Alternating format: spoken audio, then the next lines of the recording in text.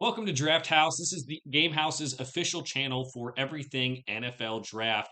Now, we're going to go through NFL team mock drafts, NFL mock drafts. We're going to go through position rankings when we get closer to the draft. And next year we'll have during college football season, players to watch each week and good stuff like that. Excited to get this channel kicked off. We're going to start it off with team mock drafts. We're going to do the Las Vegas Raiders, who just got the number one overall pick after the regular season. The next couple weeks we'll be going through teams that are near the top of the draft as we get through this thing. So let's get started with the Raiders, a team that last year took Ashton Jeanty at 6. It was kind of a bad fit. Their offensive line played better 2 years ago. This past year did not play as well. And that's something that if they take a quarterback here, that's going to be tough because they're going to play against a bad offensive line unless they go use some cap money and go out and get someone to help the offensive line. Um, I think Fernando Mendoza is going to be the pick. We're going to pick him here. Smart quarterback, pretty accurate as well. Want to see how he's going to hold up behind this offensive line is going to be the biggest thing for them. They could take him. They could trade down and get more draft picks and set the team up better for when a quarterback could come in. They could move for a bridge quarterback. There's a lot of different options they can do, but with the number one pick right now, looks like Fernando Mendoza is going to be that. All right, so the next pick we're going to have to make here, again, would love an offensive lineman. We'll see Emmanuel Pregnon out of Oregon will probably be the pick here. Jennings Dunker is also very good. Um, I think we'll go Jennings Dunker, a guy who played tackle at Iowa, could move into guard for the Raiders. I mean, they need help almost all over the offensive line, so that will really help. But they could use his ability to run block very well and get Ashton Jeanty to have a more efficient year as he played well, just the offensive line was not very helpful. All right, so next pick up could go offensive line again. To be honest, you could just double down, triple down on this offensive line during this draft.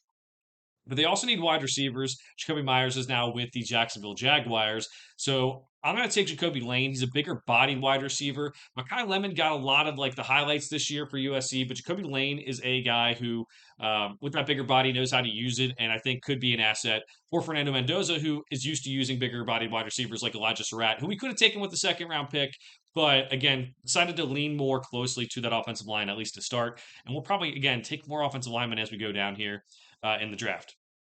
So next pick up, um, I think we're going to go Brian Parker, the tackle out of Duke. Now, a guy who again might move inside at the pro level. What you do with Dunker may not be the same thing you do with Parker. Maybe they let one try to stick, but you need to improve this offensive line if you want to give Fernando Mendoza a chance here. And these mock drafts are before free agency. Maybe they sign some free agents on the offensive line, make you want to get more weapons or more defensive help early in the draft. But I'm just kind of looking at let's make sure that this quarterback has the best chance of success if you take him at number one overall. All right, so next pickup might be time to go look at some of the defensive positions here. Defense still wasn't great this past year. Could use it pretty much all over. Looking maybe for like a corner to start. But you know what? Let's go Tim Keenan, the defensive lineman for Alabama, can at least help the middle of the defense there. And you have a pick, right after this, so that helps as well. But he can really help the inside of the defense and help them, I think, have a better run stopping force on the middle there. So let's go to the next pick here. Um, let's see.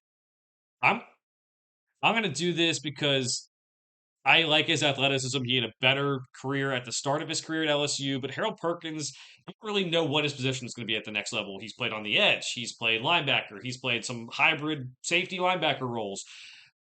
But he's a good football player. I just don't know how they're going to use him. That's something they'll have to figure out. Can he be a linebacker at the NFL level and use his athleticism? Yes. Can he play a hybrid role? Yes. Could they use him as an edge rusher? Absolutely, too. So at that value, pick what was it like 150? That's not too bad. Yeah, 134. Um, that's the more thing. The big important thing for him is just having a vision for how they want to use him moving forward. All right, so the next pick we're going to go with. Might go with another offensive lineman here again. Got the interior defensive lineman, got the linebacker, was kind of looking for a corner here. No one at the top of the board. Doesn't mean they won't take someone. Here we go. Cam Calhoun from Alabama. Alabama secondary maybe doesn't have those top of the line guys that are, first round picks this year, but still some solid players there. Get some secondary depth at the very least. And again, hopefully, if this is how that goes, hopefully they have signed guys to help the corner room before this point, but kind of have gotten almost every position from their team needs, other than maybe the tackles who might move in onto into the interior next year. All right, so with picks around 6 and 7, maybe some guys who aren't at positions of needs, maybe some guys who can play some special teams for you, and maybe developmental guys as well. Let's go. Let's go. Parker Brailsford. He's an undersized center, but I really like the way he plays. I think he's maybe undervalued because he's undersized. Might be a guy who ends up going back to school too. But that's no decisions at this point. I don't think are final. But we'll take Parker Brailsford to start here in the later rounds. All right, last pick we have. Um,